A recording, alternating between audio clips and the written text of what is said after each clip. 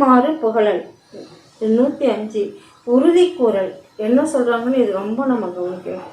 ஜாதியிலே, மதங்களிலே, சமய நெறிகளிலே, சாத்திர சந்தடிகளிலே, கோத்திர சண்டையிலே, ஆதியிலே அபிமானித்தலைகின்ற உலகீர் அலைந்து அலைந்து வீணே நீர் அழிதல் அழகளவே நீதியிலே சன்மார்க்க நிலைதனிலே ஞான நிறுத்தமிடம் ஒரு தனித்தலைவர் ஒருத்தர் அவர்தம் வீதியிலே அருஜோதி விளையாடல் புரிய மேவுகின்ற தருணம் இது கூவுகின்றேன் ஊமையே அப்படின்றது. அவர் என்ன சொல்றார்? ஜாதியில சண்டை போட்டுக்கிறது சொல்றாரு. ஜாதியில, மதங்களிலே, சமய நெறிகளிலே, சாத்திர சந்தடிகளிலே, கோத்திர சண்டையிலே, சாத்திரம் கோத்திரம் சண்டை, ஒருத்தவங்க நீ வேற நான் வேற, நான் பெரிய ஆளு, நான் சின்ன ஆளு, நீ சின்ன ஆளு, இந்த மாதிரி கோத்தடி சண்டையில ஆதியிலேருந்து இப்போ இந்த காலத்திலேருந்து இல்லை, அது ஆதியிலே அபிமானித்து அலைகின்றவளே. அதே நம்ம அந்த சிந்தனையில அலைஞ்சிக்கிட்டு இருக்கோமா உலகர் எல்லாருமே. அப்போ சொல்கிறாங்க, அலைந்து வீணே நீர் அழிதல் அளவில் அலைந்து போய் சண்டை போட்டு அடிச்சிங்கன்னு ஒருத்தவங்களுக்கு குண்டை போட்டுட்டு ஒவ்வொரு குடும்பத்துலேயும் ஒவ்வொரு நாட்டிலையும் குண்டை போட்டு அழிச்சிக்கிறீங்களே, வீணாக போகிறீங்களே அப்படின்னு ஐயா சொல்கிறாரு. அதான் அலைந்து வீணே நீர் அழிதல் அழகளவே. இது அழியறதுக்காக நம்ம பிறந்தோம். நம்ம எப்படி வந்தோம்? மேலேருந்து வந்தோம். அப்போ மேலே போவதுக்கான வழியை பண்ணோம். அதை விட்டுட்டு ஒருத்தவங்களும் சண்டை போட்டு நீ பெரிய ஆளு, நான் பெரிய ஆளு, நீ அழிஞ்சு போகணும், நான் அழிஞ்சு போகணும், அப்படி போகவே கூடாது. அதான் சொல்ல, அது ஆதியிலேருந்து இருக்குது. அதை ஐயா எப்படி சொல்கிறாரு பாருங்க. அழிதல் அழகளவே நீதியிலே சன்மார்க்க நிலை. நம்ம நீதியிலே ஒத்த கருத்தோடு இருக்கிற நம்ம நீதியிலே சன்மார்க்க நெறிதனிலே ஞான நிறுத்தமிடம் தனித்தலைவர் நீதியிலே ஞான சன்மார்க்க நெறியிலே ஞான நிறுத்துமிடம் தனித்தலைவர் ஒருத்தர் அவர்தாமே வீதியில் அருஜோதி விளையாடல் பெரிய ஒருத்தர் இருக்காராம். நம்ம சன்மார்க்க சங்கத்தில் ஒருத்தர், அதுதான் அருட்பெருஞ்சோதி ஆண்டவர். அவர் இருக்காரு. அவர் வீதியில் அருஜோதி, இந்த நாட்டில் இந்த வீதியில் அருஜோதி விளையாடல் புரிய மேவுகின்ற தருணமா இது. அது உண்மைன்றார். இது கூவுகின்றேன், நான் அவ்வளோ கூவி அழைக்கின்றேன், இது உண்மை அப்படின்னு சொல்லிட்டு வள்ளலார் சொல்றார். இதுதான் உறுதிக்கூறல்னு இந்த புனிதக்குளம் பெருமாறு புகழல் 105 இருக்கு. அதுக்கப்புறம் இன்னொன்று சொல்றார் பாருங்க. இது நம்ம ரெண்டாவது சொல்றாரு. காடு வெட்டி நிலந்தெரித்து காட்டெருவம் போட்டு கரும்பை விட்டு கடுகை விரைத்து கழிக்கின்ற உலகீர் கூடுவிட்டு போயின பின் ஏது உருவீர் எங்கு குடியிருப்பீர் ஐயோ நீர் குறித்தறியீர் இங்கே பாடுபட்டீர் பயனறியில் பால் கிரைத்து கழித்தீர் பட்டதெல்லாம் போதும் இது பரமல் வரும் தருணம் வீடுகட்டி வருவீரில் இன்பம் மிக பெறுவீர் என்மை உரைத்தேன் அன நான் உண்மை உரைத்தனே என்றார். என்ன சொல்றார் பாருங்க. காடு வெட்டி நிலம் திருத்தி காட்டெருவும் போட்டு கரும்பு விளையுதான், கரும்பா விளையுது, அதை விட்டுடுறோம். கடுகை விரைத்து, கடுகு தான் நம்ம சாப்பிட்ற உணவுலாம் கடுகு தான் இருக்குது. அதை தான் ஐயா சொல்ற. கடுகை விரித்து கழிக்கின்ற உலகீராம். உலகத்தில் இருக்கவங்க எல்லாருமே கடுகை தான் சாப்பிட்றோம், கரும்பை விட்டுடுறோம், இனிப்பான அந்த சந்தோஷத்தை விட்டுடுறோம். கரும்பு எவ்வளோ தேனன்னு இனிக்கும் இல்லைங்களா, அதை விட்டுட்டு கடுகை விரைத்து கழிக்கின்ற உலகீர் என்றார். கூடிவிட்டு இந்த உடம்பை விட்டு போயின பின் ஏது புரிவீர். அதான் சொல்கிறாங்க. இந்த கூடுன்ற உடம்ப விட்டுட்டு அந்த ஆவி போயிடுச்சுன்னா என்ன புரிவீங்க, என்ன செய்வீங்கன்னு கேட்குறாரு. அப்போ ஏது என்ன செய்வீங்க, ஏது புரிவீர் இங்கே எங்கே போய் குடியிருப்பீங்க? இந்த உடம்ப விட்டு இந்த ஆன்மா ஆவி போயிடுச்சுன்னா எங்கே போய் நீங்கள் குடியிருப்பீங்க? அதுதான் கேட்குறாரு. ஐயோ நீர் குறித்து அறியீர் பாடுபட்டு, எவ்வளோ பாடுபட்டிருப்போம். ஆதியிலேருந்து நம்ம பிறந்ததுலேருந்து வளர்ந்ததுன்னு எவ்வளோ எவ்வளோ கஷ்டங்கள், எவ்வளோ துன்பங்கள் பட்டிருப்போம். பாடுபட்டு பயனறியல. நம்ம யாருமே எல்லாருமே செத்து தான் போகிறாங்க. பெரிய அரசர்லேருந்து பெரிய அரசர்லேருந்து கோடீஸ்வரர்லேருந்து எல்லாருமே செத்து போகிறோம். படித்தவங்க படிக்காதவங்க எல்லாருமே இறந்து போகிறோம். இந்த மாதிரி உடம்ப விட்டுறாதீங்க. அதான் சொல்கிறேன். பாடுபட்டு பயன் ஒன்றுமே அறியல. யாருமே இந்த உலகத்தில் அத்தனை ஜீவராசிகளும் பயனாய அறியலை. அதை தான் ஐயா சொல்கிறார். அதுதான் அருஜோதி ஆணையன் என்று அரைப்பா முரசே ராமலிங்க அடிகளார் சொல்றார். அவர் பெற்ற அருளை நாமளும் பெறணும். அதை தான் ஐயா சொல்றார். பாடுபட்டீர் பயனறிவீர் பால்கிரைத்து கழித்தீர். பால்கிரைத்து எல்லாமே செஞ்சு கடைசினாங்க கழித்தீர். பட்டதெல்லாம் போதும், பட்ட கஷ்டங்களெல்லாம் போதும். அதுதான் சொல்ற பரமர். இது பரமர் வருதம். அருப்பெருஞ்சோதி ஆண்டவர் வருதரணும். அதை எப்படி வச்சிருக்கணும் நம்ம வீட்டை? அதுதான் கோலம் போட்டு வைக்கணும், சுத்தம் பண்ணி வைக்கணும் வீட்டை, அலங்காரம் பண்ணுன்ற இறைவன் வருவாராம். நம்ம அலங்காரம் கொடி கட்டணும் ஒவ்வொரு வீட்லேயும். அந்த ஞானக்கொடி, ஐயா சொன்ன ஞானக்கொடி, நமக்குள்ளே இருக்கிற ஞானக்கொடி, அதுதான் என்ன கொடி? அது சுத்த சன்மார்க்க கொடி. அது நம்ம புருவமத்தில் இருக்க மஞ்சளும் வெள்ளையும், மேலே மஞ்சளாக இருக்கும், கீழே வெள்ளையாக இருக்கும். அண்ணாக்குலேருந்து உச்சந்தலைக்கு மேலே ஒரு கொடி ஏற இறங்க இருக்குது. அதில் மஞ்சளும் வெள்ளையுமா ஒரு ஜவ்வு இருக்குது. அதே மாதிரி நம்ம வீட்டில் ஒரு கொடி கட்டணும். ஒவ்வொரு வீட்லேயும் ஒவ்வொரு குடும்பத்திலையும் அந்த கொடி இருக்கணும். அதே மாதிரி இந்த அருள்ஜோதி விளக்கு இருக்கணும். அப்போ நம்ம அருடத்தையே ஒழிச்சு முறிச்சு கடா செய்யணும். அதுதான் சொல்றாரு. பட்டதெல்லாம் போதும், இது பரமவரு தருணம். ஈடுகட்டி நம்ம எல்லாருமே ஈடுகட்டி வரிவீரில் இன்பம் மிக பெறுவோமா நம்ம எல்லாருமே. உலகத்து அத்தனை ஜீவராசிகளும் ஈடுகட்டி இறைவன் வருவார், அருப்பெருஞ்சோதி ஆண்டவர் வருவார்னு வந்தோம்னா இன்பம் மிக பெறுவீர். என்னை உரைத்தேன், நான் பொய் சொல்லலை, என்னை உரைத்தேன் நான் உண்மை உரைத்தேன், நான் பொய் சொல்ல உண்மையை சொல்றேன், சத்திய வாக்க சொல்றேன், உண்மையை சொல்றேன். அருப்பெருஞ்சோதி ஆண்டவர் அருளை நம்ம பெறணும்னா நாம என்ன செய்யணும்? ஈடுகட்டி எல்லாருமே வருவோம். ஈடுகட்டி வருவீரில் இன்பம் மிக பெறுவோம்ன்றாரு. அதுக்கப்புறம் 3வது பாடல், அதுதான் புனித குலம் பெருமாறு புகழல். அதுல என்ன சொல்றாரு பாருங்க. ஆற்று வெள்ளம் வருவதன் முன் அணைப்போட அறியீர், அகங்கார பேய்பிடித்தீர் ஆடுதற்கே அறிவீர். கீழே படுக்க பயம், கண்ணை மூட பயம், தூங்க பயம், அப்படியெல்லாம் பயந்து விழிப்புணர்வோடு நம்ம இருக்கணும். ஏன்னா எப்போ எந்த நேரத்தில் ஏமா வருமானு தெரியாது. அதுதான் கூட்டுரைத்து சேவடி, கூட்டு உதைக்கணும். நம்ம உதைத்து நம்மளை நல்ல ஒரு திரகாத்திரமாக இருக்கணும். மனசில் அந்த பயம் வரக்கூடாது. எப்போ ஏமாறுவோம், எப்போ யம நம்மளை பிடிச்சின்னு போவோம், அந்த யமனையே சிவமாக்கும். அது நமக்குள்ளேயும் இருக்குது, வெளியிலும் இருக்குது. அது நம்ம புரிஞ்சு அந்த வர யமனை சிவமாக்கி அது ஜோதியாக ஆகும். நம்ம வள்ளலார் மாதிரி, ராமலிங்க அடிகளார் மாதிரி. அதுதான் சொல்கிறேன். ஆற்று வெள்ளம் வருவது முன் அணைப்போட அறியீர், அகங்கார பேய்பிடித்தீர் ஆடுதற்கே அறிவீர். கூற்று வருங்கால் அதனுக்கு எது புரிவீர். கூற்றுதைத்த சேவடியை போற்ற விரும்பீரே. கேட்கிறாரு பாருங்க. கூற்றுதைத்த சேவடியை நம்ம போற்ற மாட்டோன்றோம், போற்ற விரும்பீரே. வேற்றுரைத்து வினை பெருக்கி, அவ்வளோ வினைகளை நம்ம பெருக்கிக்கிறோமா. வினை பெருக்கி மெழுகின்ற உலகில் வீணுலக கொடுவாழ்க்கை விட்டு வம்மின் சாற்று உவக்க எனது தனித்தந்தை வருகின்ற தருணம். இது சத்தியம் சிற் சக்தியை சார்வதற்கே. என்ன சொல்றாரு பாருங்க, சிற் சக்தி. அதுதான் சொல்றாரு. ஆற்று வெள்ளம் வருவதன் முன் அணைப்போட, ஏன்னா தெரிய மாட்டேது. எல்லாம் செத்து போறாங்கன்னா நாம என்னமோ நினைச்சுக்கிறது, செத்துட்டாங்க. அந்த சாவு தான் சொல்றாரு. மரணத்தை ஒழிக்கணும். அந்த சாவுன்றது பொய், ஏமாத்துது நம்மளை. நாம் எந்த நேரத்தில் எப்போ நம்ம சாவோன்னு தெரியாது. அதுதான் விழிப்புணர்வோடு இருங்க, தனித்திரு, பசித்திரு, விழித்திருன்னு எதுக்காக அவ்வளோ தூரம் வற்புறுத்தி சொல்கிறார். இந்த உடம்பை விட்டுறாதீங்க. யமன் கூட்டுரைத்து சேவடியை போற்ற விரும்புகிறான் சொல்கிறார். அப்போ ஆற்று வெள்ளம் வருவது முன் நமக்கு அணைப்போட அறியல. நம்ம என்ன பண்ணுறோம்? நம்ம உடம்பை விட்டுடுறோம். அதுதான் சொல்கிறாங்க. அகங்காரம், ஆணவம், நான் தான் பெரிய ஆள், என்னோட யார் பெரிய ஆள், அந்த ஆணவம் கண்ணை மறைக்குது. அப்போ எவன் உள்ளே வந்துடுறான். அந்த ஆணவத்தை ஒழிச்சா சிவமாக வருவோம் நம்ம. அந்த ஆணவமும் அகங்காரமும் இருந்தால் யமன் வந்துடுவான்.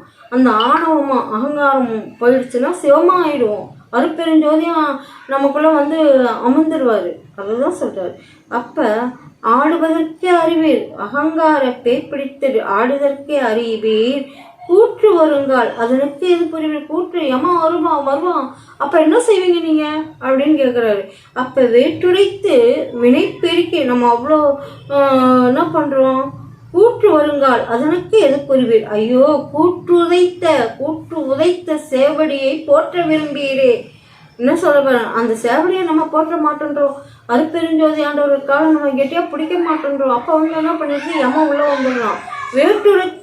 வேற்று உரைத்து மெழுகின்ற வினைய அந்த வாங்கலாமா, இது வாங்கலாமா, சொத்து சேர்க்கலாமா, பணத்தை சேர்க்கலாமா, நகையை சேர்க்கலாமா, பொண்ணை சேர்க்கலாமா, வீட்டை இன்னும் நிறைய வீடு கட்டலாமா, அது கூட அது வீடு நம்ம வீடு தான் பெரிய வீடு. உலகத்திலேயே எந்த வீடும் பெரிய வீடு கிடையாது. எந்த தங்கமும் பெரிய தங்கம் கிடையாது.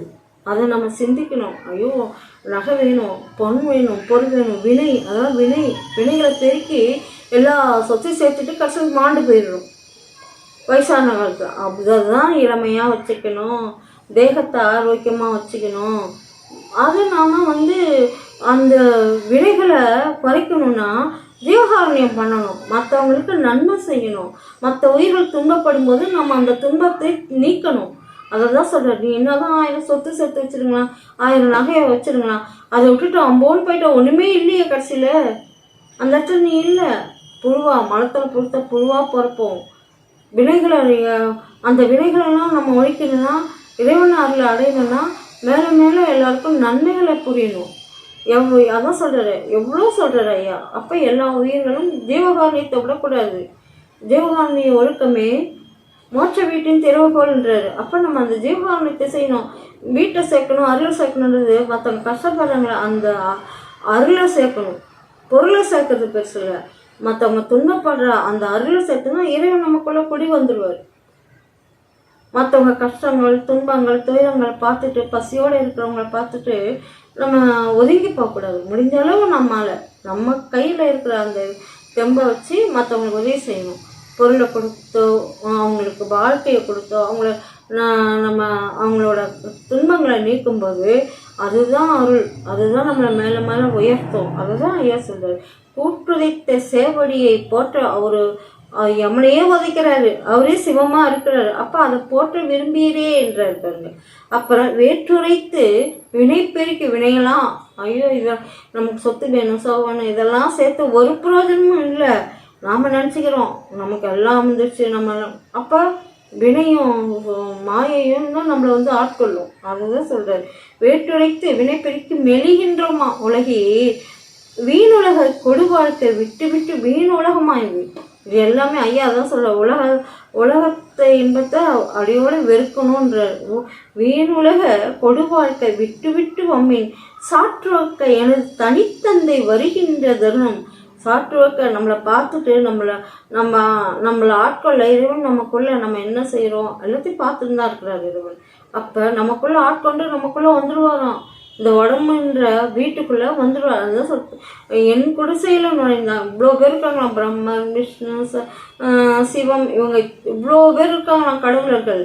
அவங்களெல்லாம் விட்டு வள்ளலார் ராமலிங்க அடிகளார் உள்ளத்தில் அவர் குடிசையில் போய் உக்காந்துட்டாராம் அருட்பெருஞ்சோதி ஆண்டவர். அது மாதிரி நம்ம குடிசையிலும் உட்காருவார். அதுக்காக தான் இதெல்லாம் நம்ம தவிர்க்கணும். பணம், காசு, பொன், பொருள், வீடு எல்லாத்தையும் தவிர்க்கணும். இருக்கலாம். அதை தான் ஐயா என்ன சொல்கிறார் இறைவன், அருட்பெருஞ்சோதி ஆண்டவர்கிட்ட எல்லாத்தையும் ஒப்படைச்சிட்டு அவர் நமக்குள்ளே வந்து பூந்துடுவார். அவராகவே நாம் ஆயிடுவோம். நான் அவனானேன் எதுக்கு சொல்கிறார்? நான் தானானேன்றார் எதுக்கு சொல்கிறார்? எதுவுமே தண்ணீரில் இருக்க தாமரை மாதிரி நம்ம எல்லா பொருள் மேலேயும் இச்சை வைக்கக்கூடாது.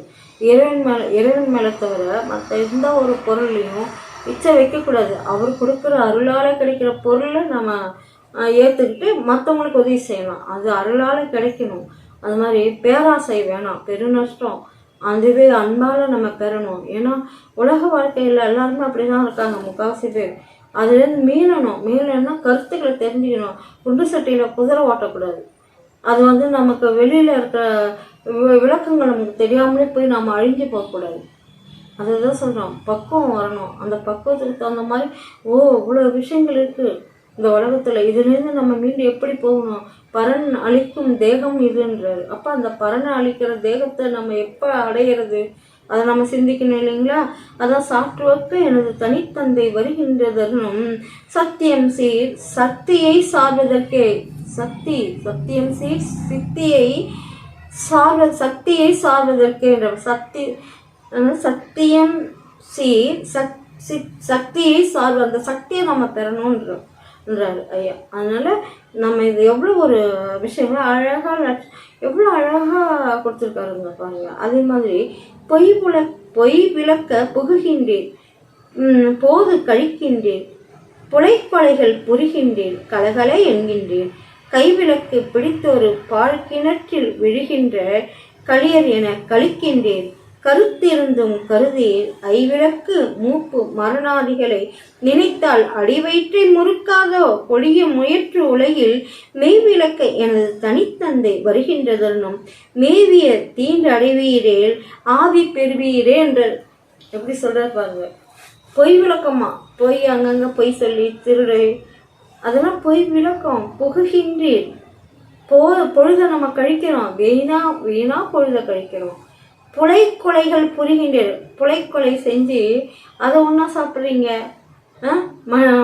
ஒருத்தவங்களும் அடிச்சின்னு சாவறீங்க, அவ்வளோ கலகலை. அதெல்லாம் பார்த்துட்டு நீங்கள் ரொம்ப கலகலை என்கின்றீர், சந்தோஷமாக இருக்கீங்க.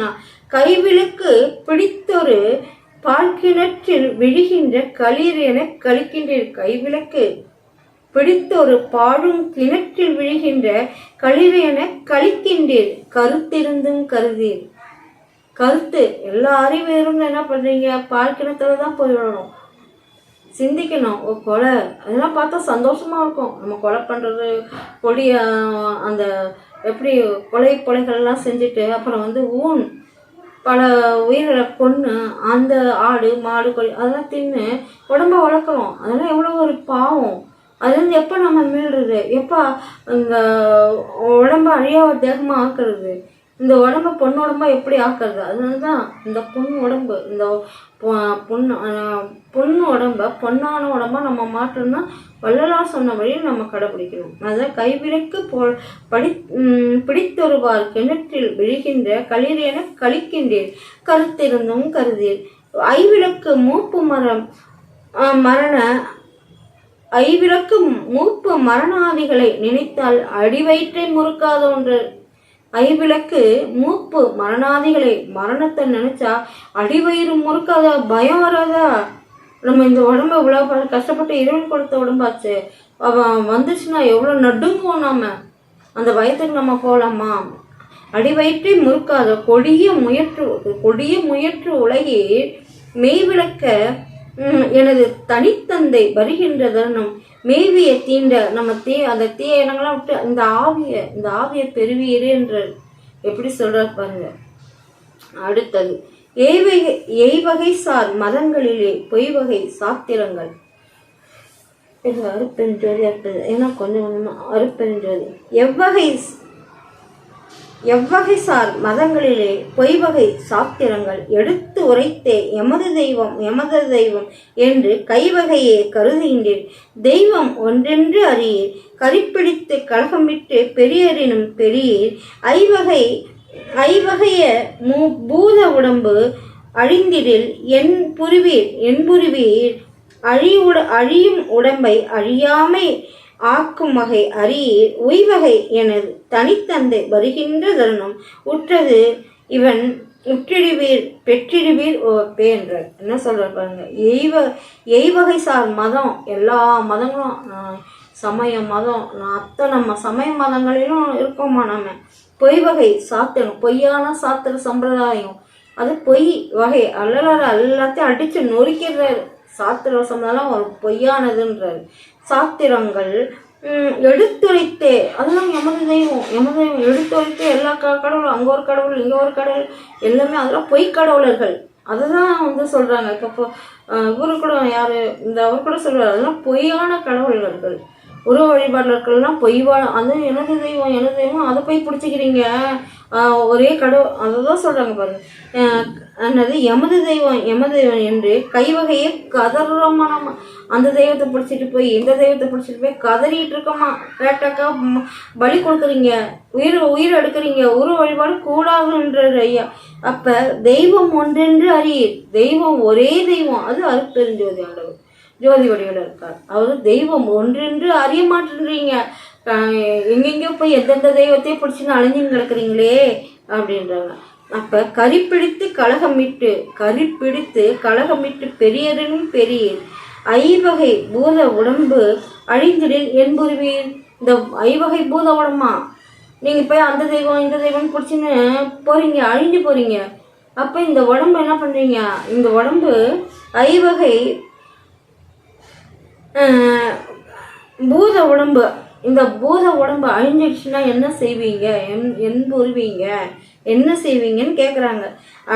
இந்த அழியிற உடம்பை அழியா உடம்பை ஆக்கும் வகை அறியீன்றீங்க. இந்த அழிஞ்சு போகிற உடம்பு, இந்த அழியிற உடம்பை அழியா உடம்பா ஆக்கிறதுக்கான வழியை அறியாமல் இருக்கிறீங்களே அப்படின்னு கேட்குறாரு. அப்புறம் உய்வகை என் தனித்தந்தை வருகின்றதனும், உய்வகை தனித்தந்தை அருட்பெருஞ்சோதியார் மேலேருந்து வர்றாரு, உள்ள வாசல்லேருந்து வர்றாரு. அவர் என்ன செய்யணும், உற்றதைவன் உற்றிடு பெற்றிடு. அவரை பிடிச்சிட்டிங்கன்னா நம்ம அந்த உடம்பு அழிய உடம்பாயிருமே. நமக்கு வர வளைக்கணும். அதுதான் நம்மளோட அறிவு. அந்த சிந்தனையில் கொண்டு வந்து இறைவனை வரவழைக்கிறதுக்கான வழியை நம்ம தேடி போகணும். எல்லாமே அங்கே இங்கே அந்த தெய்வம்லாம் நாடி போனால் அது ஒரு பிரயோஜனம் இல்லை. அருட்பெருஞ்சோதி ஆண்டவரை கெட்டியாக பிடிச்சிங்க. அவர் பாவத்தை கூட்டுதைத்து சேவடியை போற்ற விரும்புகிறேன்றங்கள. அப்போ அவரோட கூட்டு உதைத்து யமனையோ உதைக்கிறாராம். அவரோட சேவடி நம்ம விட்டுடலாமா, அவரை கெட்டியாக பிடிச்சிக்கிட்டு நம்மளை நம்ம காத்துக்கலாம் இல்லையா, அதை தான் ஐயா சொல்கிறாங்க. அப்புறம் 6வது உடம்பு